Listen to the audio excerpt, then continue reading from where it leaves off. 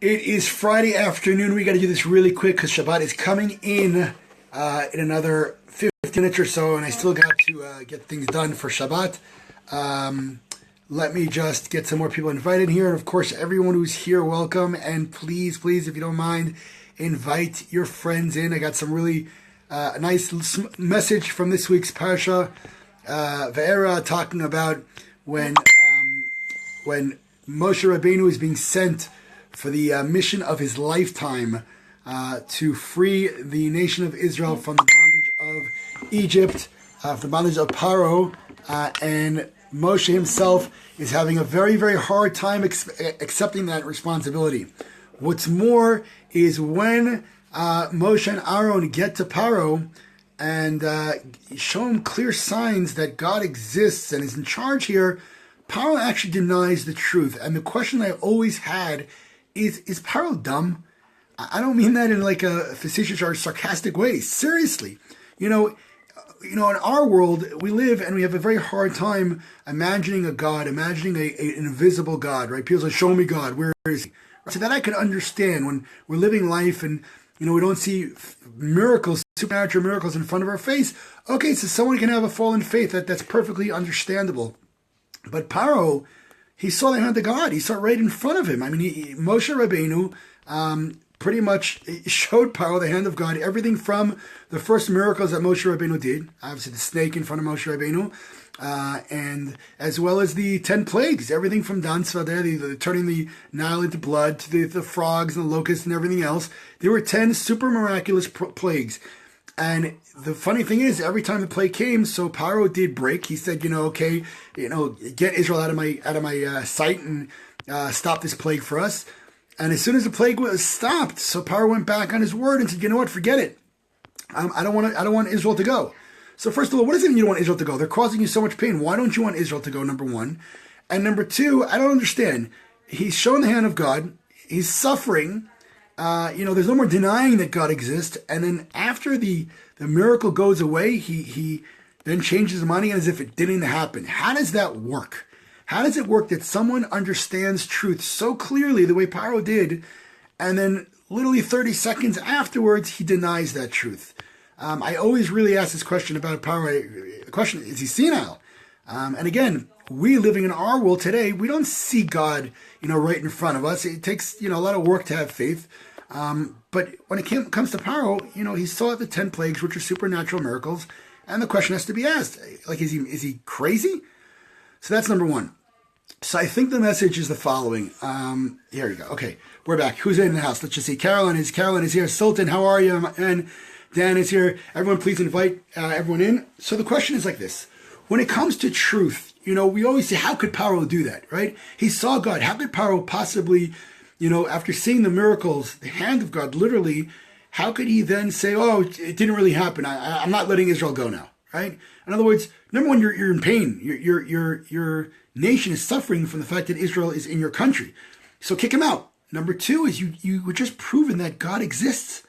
So after you're shown proof and you see with your own eyes, what is it that drives Paro to ignore that truth? Now is he ignoring the truth? He's actually threatening Moshe and Aaron, the two people who were actually sent by God himself, by Kadosh Baruch Hu, to get Bnei Israel out of Mitzrayim.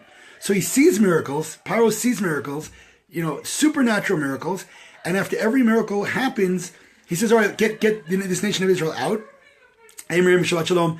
And then when Moshe gets rid of the Makkah, gets rid of the plague, he goes, all right, forget it, I was just kidding. And so the pasuk says here that Kadosh Baruch Hu hardened Paro's heart so that he shouldn't be able to see the truth. But the first 4 plagues, it was Paro's choice himself to harden his heart. And the question is, how does that happen? Right? Well, everyone's got 20/20 vision in hindsight. Right? If you look back and say, how did he possibly do that? My grandmother, Allah Shalom, she rest in peace, who survived the Holocaust, it always boggled my mind. I say, Grandma, I don't understand. Did you not see this coming? I mean, why didn't you fight back? I wasn't criticizing God for a bit, but the question's in my mind of, how do we let that happen?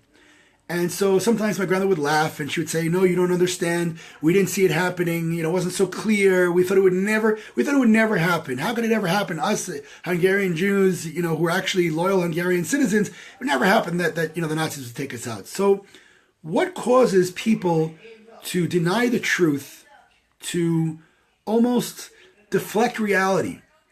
So I think it's comfort. I think some people choose comfort over reality. Often that happens with very, lo aleinu, sick people. They'd rather not face the reality if they're sick, right? Or someone who's very overweight. They'd rather not face the medical result of being very, very overweight. I want to eat and I'm comfortable doing that. Or someone who, smokes a lot, right? It feels good to smoke, so it doesn't matter if I'm puffing away on cancer cells, right? So we humans have this really ugly trait, I would say, of giving into our bodies and our comfort zones, even when it endangers us. In other words, you won't find another animal species in the world that endangers themselves intentionally, right? So Seinfeld actually has a great piece on this. He says that man is always trying to put themselves in danger. So skydiving is a sport, right? And then they say they created the helmet. So he says that makes a lot of sense. You're jumping out of a plane from whatever 10,000 feet up, and you put on a helmet. Why? What's going to happen? What's the helmet going to help? If that parachute doesn't open and you land, the helmet's going to be wearing you. But humans are always trying to find more ways to endanger ourselves and to give ourselves a rush, even though it's endangering our lives. Those videos on YouTube, which are awesome videos of people are awesome. You have people, tightroping across canyons and doing dangerous things. Wow, that's so cool. No other animal species in the world does that, puts themselves in danger for entertainment, and only us. And it's our comfort level. So I think what happened with Paro is, in hindsight, how could he do that? But reality-wise, the Jews in his country were a big asset, a very big asset to him. So, it's changing your comfort levels. But the truth of the matter is that when it comes to truth, there are two parts, at least with the story of Mitzrayim. There are two people, there are two major players when it comes to truth. One is Moshe Rabbeinu, who has to actually tell the truth, and one is Paro, who has to accept the truth. So God comes to Moshe Rabbeinu and says to him, to Moses, and says to him, it is your duty, it is your responsibility, it is I'm sending you out for a mission, and your mission is to tell Paro, or even to start and tell Bnei Israel, by the way, tell the nation of Israel that they're going to be getting out of Mitzrayim. And it says, Moshe goes to Bnei Israel and says to them, look, I'm going to take you out of Egypt. They didn't listen to the truth, they didn't listen to Moshe, right? Life was hard, life was difficult, and they were working hard. Because often in life, people, we all work, right? We have to work. According to actually Judaism, it's a commandment to work. You have to bring, money home to live. But when it comes to works, the question is, are we living to work or are we working to live? This is a very, very important point to put. If we're spending all our days and all our nights at work, we're making more money and more, and money is important. It's wonderful to be rich. The question is what you're doing with the money. But if we're always working, we're not seeing our families, and I'm not criticizing anyone, but people, everyone's going to work, and we bring a household helper home to our kids, and we barely see our kids, and what are we working so hard for? To make money, okay, but if you had a choice, would you stay home with your children or would you go to work? To me, it's clear. I would spend as much time as I can with the family, obviously, but the point is we get so worked up in life that we forget about what's actually important. And so Bnei Israel could not listen. They couldn't accept what Moshe Rabbeinu was saying because they were too busy. They were too busy at work. So then Kadosh Baruch Hu, God says to Moshe, okay, let's forget Bnei Israel. Go tell the truth to Paro. Right? Go tell the truth to Pharaoh. And what does he say? He says like this. It's an unbelievable point here. God says to Moshe, go talk to Paro, Melech Mitzrayim, the king of Egypt, that he must send my nation, God saying my nation, the nation of Israel, from his land. Right? And what does Moshe Rabbeinu say back to God? Moshe says back to God, Bnei Israel, your nation did not listen to me. How is Paro going to listen to me? Right? Apparently Moshe had some kind of speech problem. And he said, Paro's going to listen to me. Your own nation didn't listen to me, listen to the truth. How is Paro going to listen? And besides the fact that besides that Paro's he's not going to be willing to accept the truth, I can't speak it well. So, what's going on here? Is Moshe Rabbeinu challenging God's word? God sends him on a mission and Moshe Rabbeinu says, well, I can't do it and he won't listen to me anyway. Who asked you? Who asked Moshe Rabbeinu to give an opinion of what God's It's a very strange thing. And God's answer to him is the following. Right, speaks to Moshe and Aaron, go back to Bnei Israel and go back to Paro.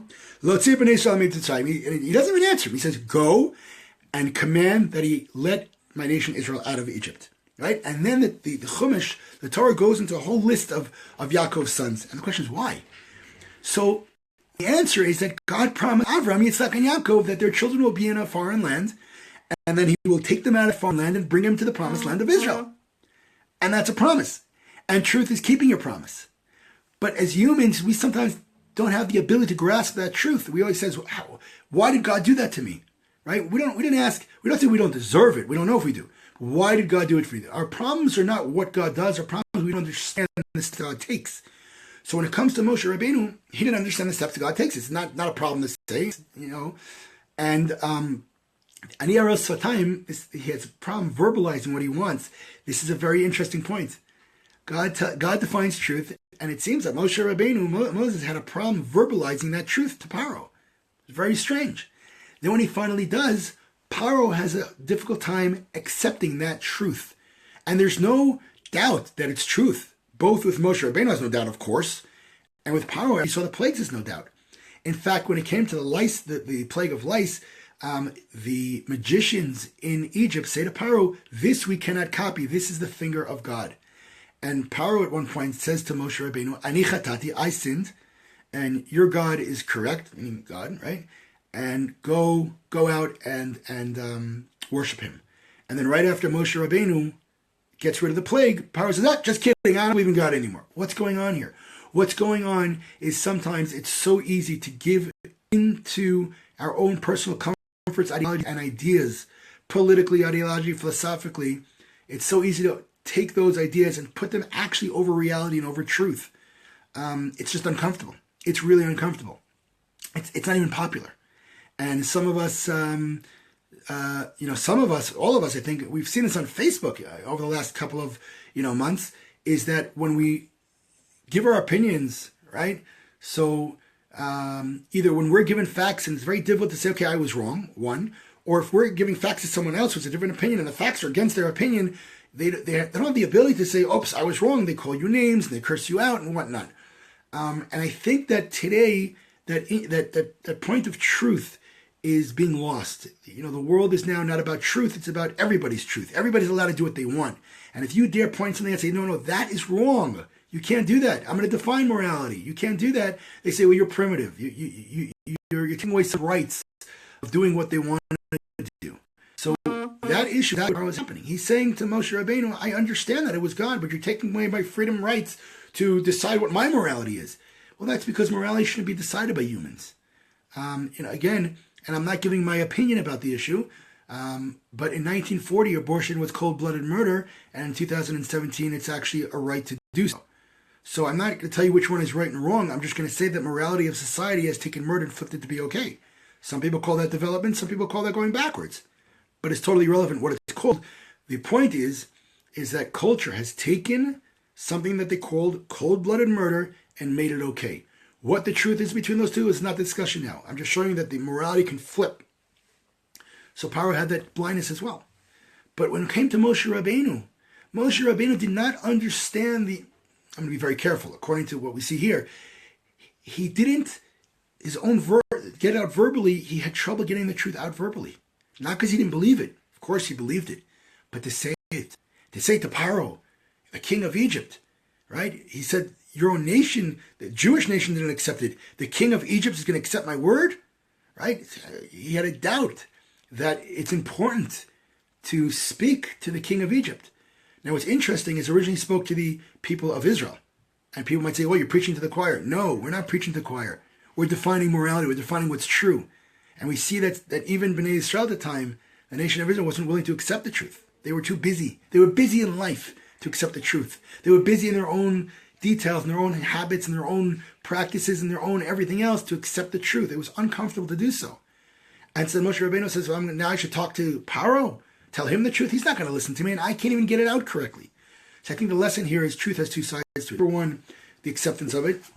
We have to put away our philosophies, ideologies, and whatever other beliefs we have when truth is negating that. In other words, whatever it might be, again, I do think that there's morality in the world. And let me just be very clear.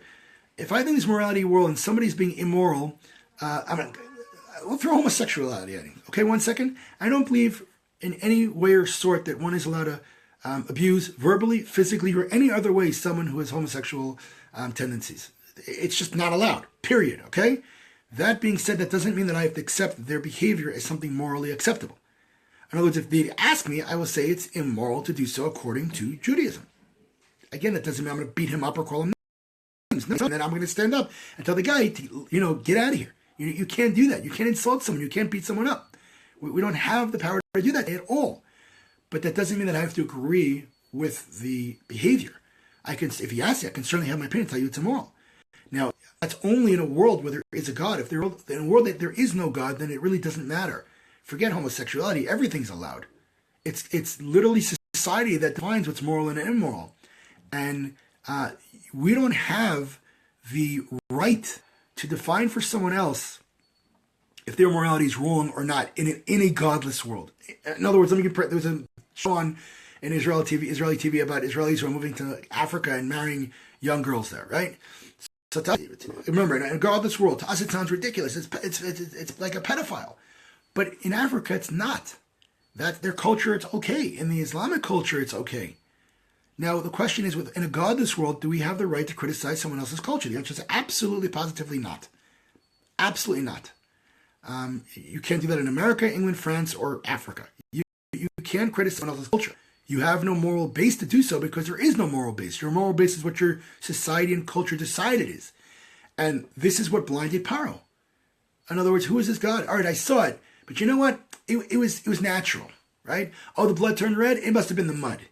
Oh, there were frogs? Oh, there must have been an earthquake. Even when the splitting of the sea, there's an entire movement that talks about the splitting of the sea being a natural event, an earthquake. Right, that's wonderful. I accept it. Fine, it was an earthquake. That's how God did it.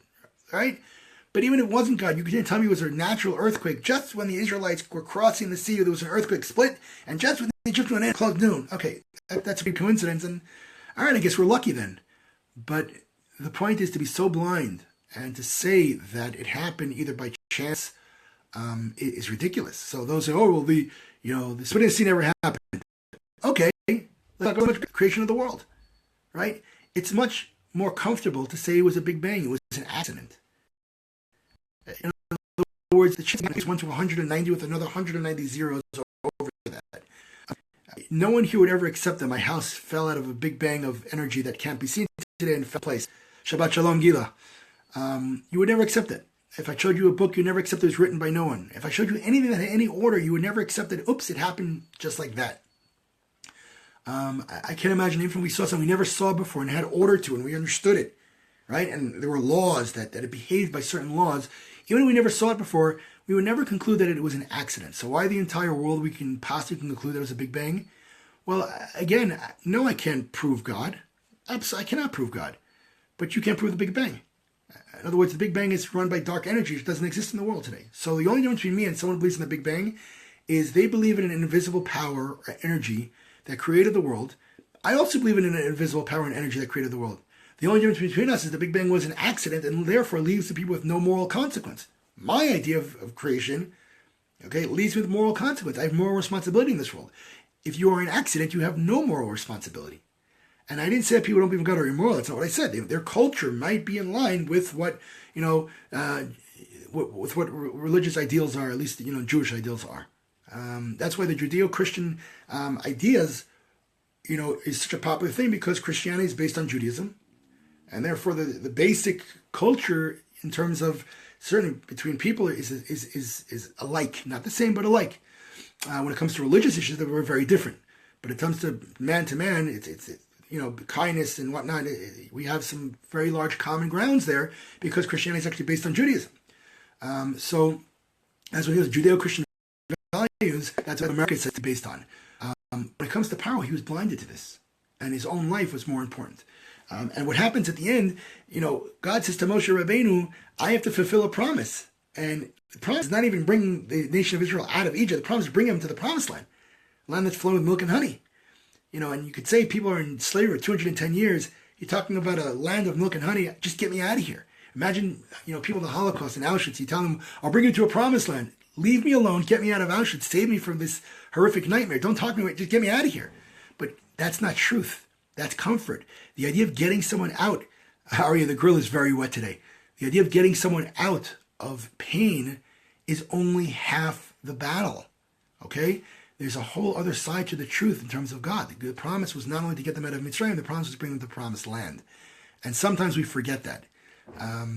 So I think, like Moshe Rabbeinu taught, is that the truth has to be spoken. Don't make any excuses. Not that you can't get the truth out verbally, and not they won't believe you. You have to speak the truth. You have a responsibility to speak the truth. And it doesn't matter, by the way, if the whole world is lying. It doesn't matter if the whole world is talking about, a two-state solution, we occupied the Palestinian state or whatever it is. It doesn't matter how popular those lies are. We have a responsibility to speak truth, and no excuse will work.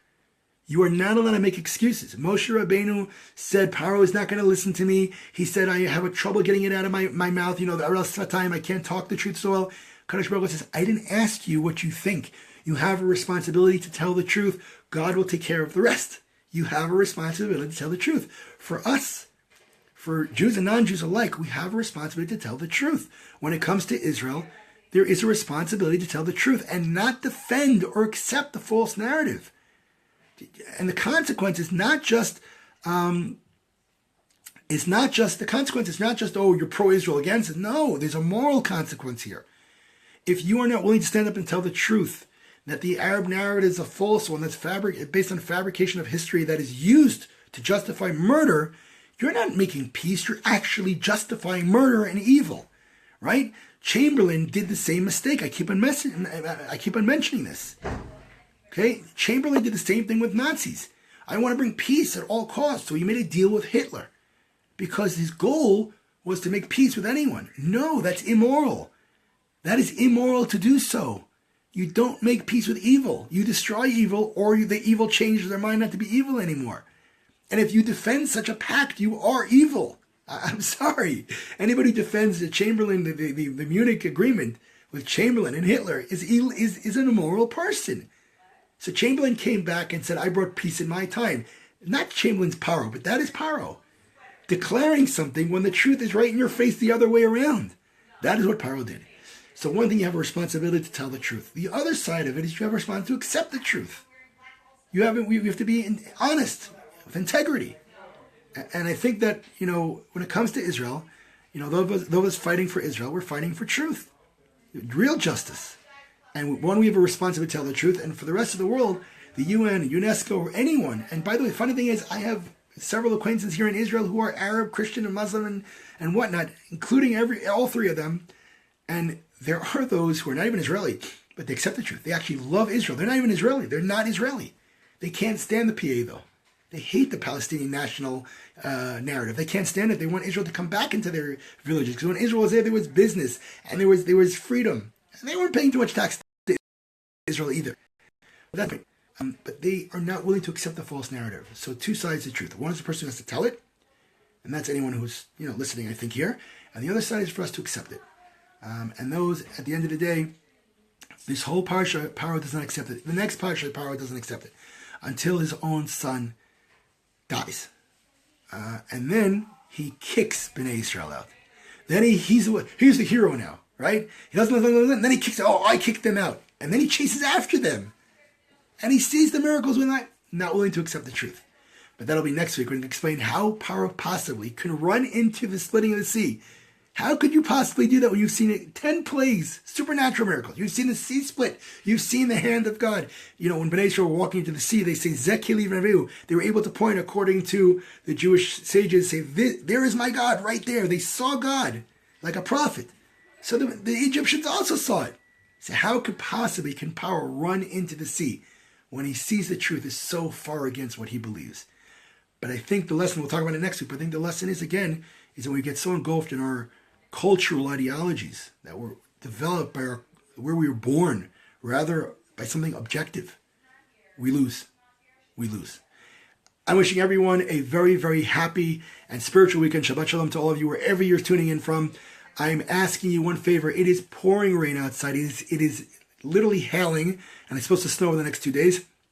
That's why I didn't have a grill lit up, by the way. And I see that the numbers here are a little less than my usual Torah portion because I guess the grill's not on. But what I'm asking, I'm almost begging everyone. It is freezing cold outside, and next week we're going to be spending 3 or 4 days out traveling to bases. I'm asking everyone, please. I left the link in the description above. In fact, I'm going to put it down here again so you can all. You can, 1 second. There it is. Paste. I'm asking everyone, bevakasha. I just put the link down. We need your help. Standing together, we need your help. We need many more sponsors. We have thousands of soldiers that we're trying to get to over the next 2 weeks to give them these winter packs. Okay? It keeps them warm. It keeps them dry. And it lifts them around, lets them know that people all over the world, like you, support what they do instead of what we hear from the press and calling them all kinds of names. So I'm asking you, everyone, please hit that link and join us in standing together and saying thank you to the soldiers. I'm going to finish off with one last thing. My trip's coming up literally in 3 weeks. February 14th, I'm going to the States. I'll be going from Canada, Montreal, Toronto, Vancouver. Toronto's not set up yet, by the way.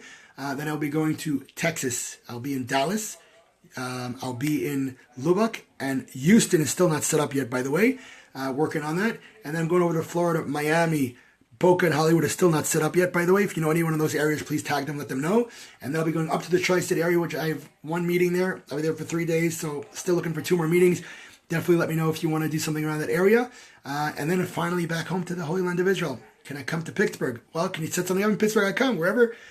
Listen, people, I will go wherever I get an audience, wherever people want to join the efforts of standing together to send their support and love to this idea of soldiers. So private message me, and we'll try to take care of it. Wishing everyone a Shabbat Shalom, a spiritual Shabbat. Have a wonderful weekend. Jewish, not Jewish, just turn everything off and spend time with the family, spend time with your friends. Wishing everyone a wonderful weekend, a peaceful weekend. Signing off from beautiful Judea, Israel. We'll see you Motzei Shabbat. Don't forget to share it.